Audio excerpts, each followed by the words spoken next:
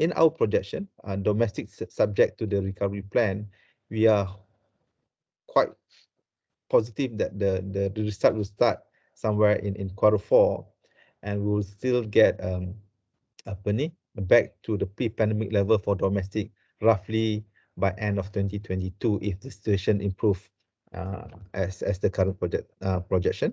But for international, it's a much more longer outlook. We're looking at mid 23 to early 24 for full recovery.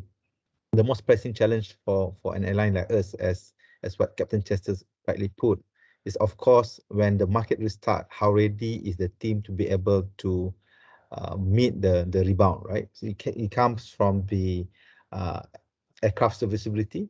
It comes on our ground readiness as well, and our pilot readiness as well. As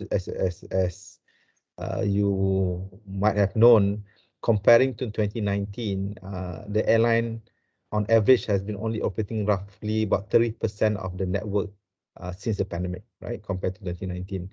So I think that the challenge will be to ensure that our staff competency remain high. We would like to avoid unnecessary human error.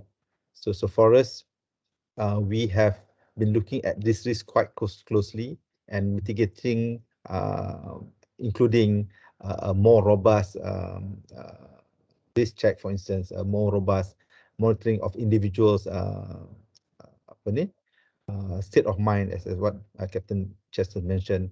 And we also have engaged a third-party provider to help our staff to cope with the crisis emotionally and mentally as well, right? So the second question is, how will the industry address the talent shortage? For us, we have taken the route of saving as much job as possible, even though comparing to 2019, we have a lot of excess of pilot. So instead of putting this pilot on retrenchment and things like that, we have decided to keep almost all of our pilot. But how we address it is through what we term as solidarity drive, whereas we impose a lot of pay cut as well as no pay leave to ensure that we have enough pilot when the market start to rebound.